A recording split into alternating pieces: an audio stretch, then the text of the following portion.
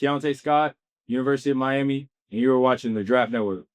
All right, man. How's this week been for you? How's the process been? Yeah, I mean, this experience has been crazy. I think, growing up, always wanting to get to this moment and to finally be in the moment and be here, just, be in the train station, so much, you hear so many crazy stories and different things about it. Just to be here was just very grateful for this experience. Give me a moment, because you kind of brought that up. What was the moment where you realized, like, holy shit, I'm at the NFL Combine? Yeah, I would say probably like when you first get here, they have you like, they drop you off, kind of at the bottom where the buses come in, and then you walk past the field and you get to see the field for the first time, and it's like, hold on, man, like we're here, you see the field and you see all the combine stuff and the bright lights, and then that was the moment. So. How about when you saw your number with your last name? What was that like? Yeah, that was fire. Shout out to New Era, man. They pulled this got us right with so much gear.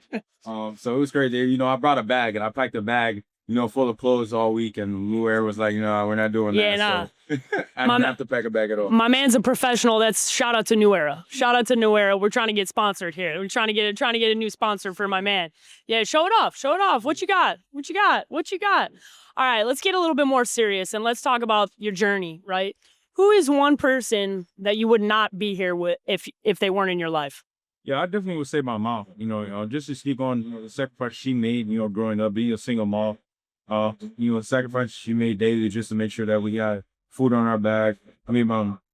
Clothes on our back, food on the plate. It's definitely something you watch her. Be so strong in moments. You don't know how she's being strong. So that's definitely someone I say I wouldn't be here without her. Her, come to the games and you can hear her in the stands with everybody.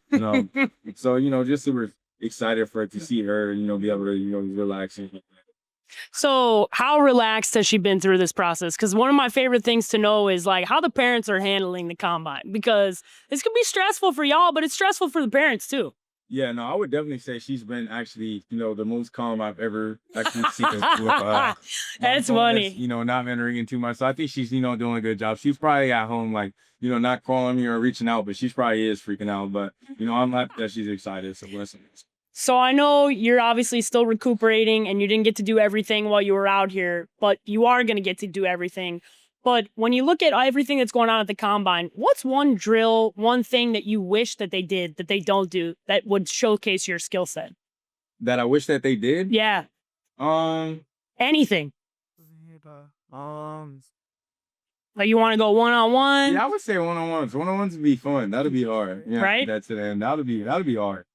All right, take me to the national championship year. Obviously, this was a great year for the University of Miami. Let's talk about it. What was that year like for you, and what did you learn that's going to help you as you transition to the NFL? Yeah, I definitely would say, I feel like I learned that, teams that care about each other can make it far. I feel like that was one of our main reasons why we ended up making the run that we made, was genuinely just on the fact that we cared about each other.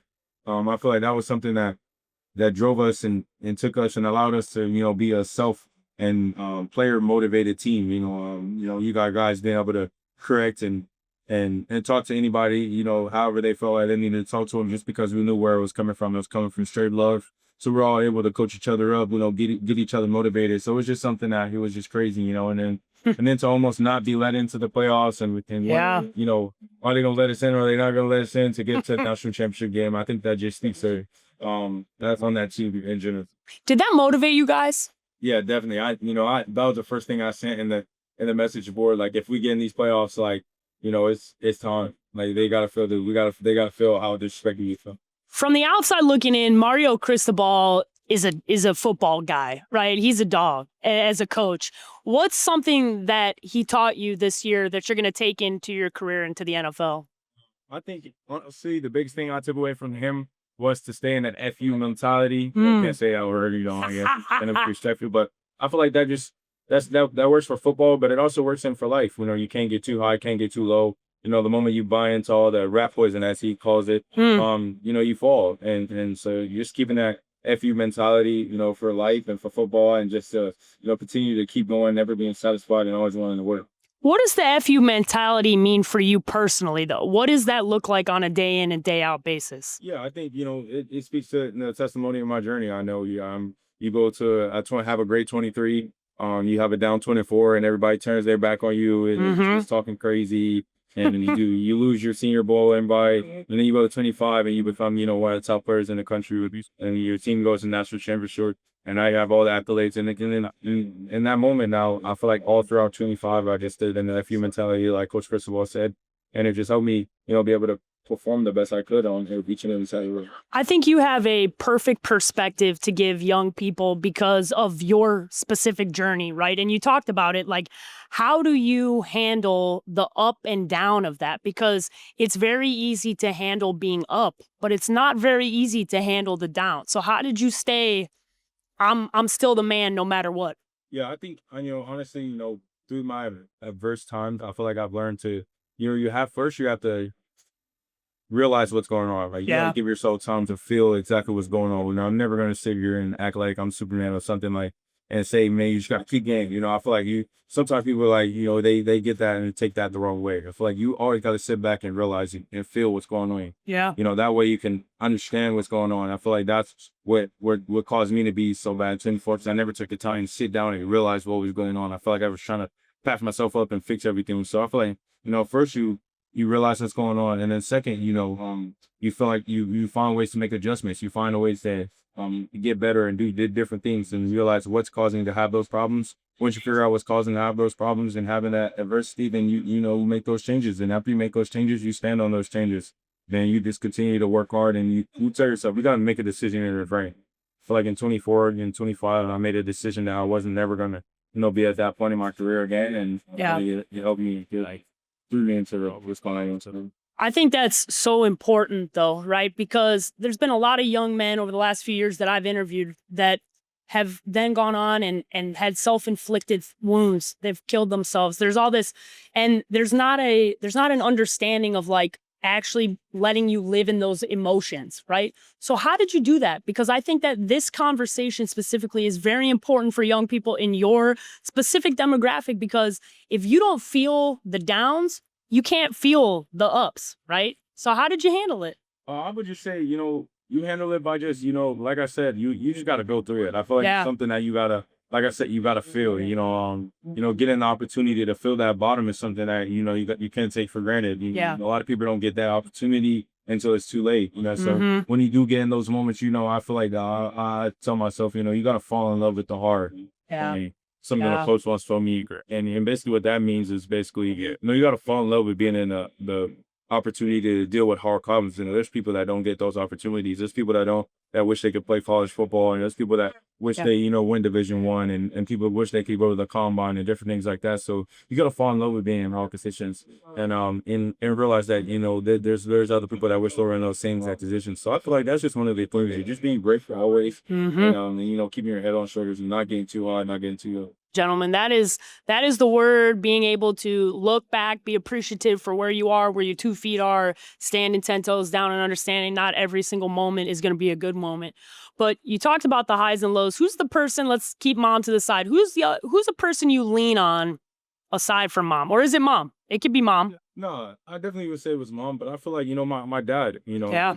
even though he is incarcerated, I feel like he does a good job of, staying in touch, always wanting to know what's going on. So, me being able to, with Governor Newsom, passing the new law that they can have, tablets, I'm able to communicate with him daily. Good. Able to call him all the time. So, just bouncing ideas off of him. That way, he's able to be involved and, he gives him something to do. So, I definitely feel like, calling my dad and, just talking to him about it and being able to provide his information and giving his input is something I always look forward to. What's something about this process that you've learned about yourself, right? Because this is, for the fans, they don't really understand how grueling this is, how hard this is, how tough this is. What's something that you learned about yourself that maybe you didn't know about yourself before? Yeah, I think I learned today that throughout this week that, the same process and same things I put on the field about going through adversity and all that stuff, I think it works in this environment. I feel like, I was able to, conquer myself with also not having, not being able to participate. But, in these interviews, I feel like I was able to, push myself and sell myself in great ways, being able to talk and for the love of the game, and then being able to explain, to teams exactly what happened in 24, and then exactly how I felt like I went about what happened in 24, and how I was able to bounce back and put forward that good 25. So I feel like, being able to, talk, came into play, just handle adversity. I feel like there was times, and then when I first got here the first week or on Tuesday, I had meetings until 11 o'clock. So there was something you got to be prepared for, something that was, different for me, but being able to, go all those times and fight in every single one of those meetings and put my best foot forward was something I was proud of. Yeah, it doesn't matter if you're tired. Nobody cares, right? You got to be honest. You got to be upfront, and you got to have energy. So let's talk about scouting. So obviously at the Draft Network, that's what we do. I give every player an opportunity to self-scout. So if you were writing up a scouting report about yourself, what would that scouting report say? Yeah, I think it would say, a very versatile player, a player that's willing to, get his hands dirty at times, a player that can go to the island and cover guys, a guy that can, play any style of defense on good, like, a guy that prides himself on fitting the run, and then also, to hit on, and not just gonna hit good things, a guy that at times, can get out of his wheelhouse and miss and be an inconsistent tackler, right? Like at times, and then a guy that can also at times be an inconsistent cover at times, just because I feel like at times, I get satisfied with just having guy that fades and causing me to, not necessarily get relaxed, but just in a necessary, like, kind of just get in a calm state, and guys to separate at times. Then other than that, you're getting full competitor, a leader, a guy that's, good on and off the field, a locker room guy, Who in the NFL do you want to tackle more than anybody? Who's somebody that if you get them, you're going to get all the juice, man? I mean, I think you definitely got to say Derrick Henry. I knew it. I hope you went there, bro. I feel like you gotta go Derrick Henry. That I feel like all he's been able to do at this time in the NFL, and how hard of a tackler he is. I think when you get that, especially as a Rick, yeah, that's gonna be something that's gonna be motivated. Listen, if you take down Derrick Henry as a rook, man, I'm gonna be all about it. Okay, I'm gonna be. You're welcome to the NFL moment's gonna be like, you know what, Derrick, I took your ass down and it didn't matter anyways. It didn't. Shout out Derrick Henry. That's definitely one of the best of all time for sure. All right. If you could give a message to the NFL, obviously you spent a lot of time with all sorts of teams this week, but what's one thing, one message that you want them to have about who you are, not only as a football player, but as a person? Yeah, I know. I would definitely say, there's a lot of different things going on, and then people are going to say about, my situation, but I feel like, teams, I'm a player that, is going to come in and, just try to soak up all the games from it. The guys in the locker room and just try to get right to it. I got us, guys in and try to change the club at the end of the day. I got them must have been, got that, do anything to do me. So not necessarily just drop it and they drop it, guy that's not to play all 5 positions. I feel like Instagram, I really don't know the longevity of the team is just being versatile, being, be different and be up the same. And then honestly, that's getting a guy that wants to be as matter of rookie, veteran, Cameron said being one of the guys that's first time, said it there. So that's it. That's about to get him jump. All right, I got 2 more for you, right? So at the end of every interview, I like to let everybody give a message, right, to whoever, right? So I'm gonna let you think on that for a minute. You ready for it? All right. So the message that you want to give to family, friend, whatever, looking to race right to the camera and give that message away. So the message I want to give, man, is to the younger generation. I created this motto, and the motto is hard times don't last. I feel like that's a message that can go in so many different directions, but in my way and the way I wanted to go about, at times you can times me good, and I feel like like I said before in this interview, those parts you should be grateful for the opportunity to show that you from battle and to show that you can always create and make things better. So hard times don't last, and most of the time, when those hard times come around, it be right around the corner of great times anyway. So I feel like you never find yourself worrying about how long it's gonna last or why is this happening to me? Just answer the ball. You understand what you're going through, and then find your way around that situation. Once you get around that board, or once you get around that mountain, or once you get out of that rainstorm, it could be a great moment, great time. And you will snap right out of it. So hard time don't. That's a phenomenal message. I'm so glad you are the only player, and I've done that probably 1,000 times, that's ever actually given a message to younger people. And I think that message right now, more important than ever.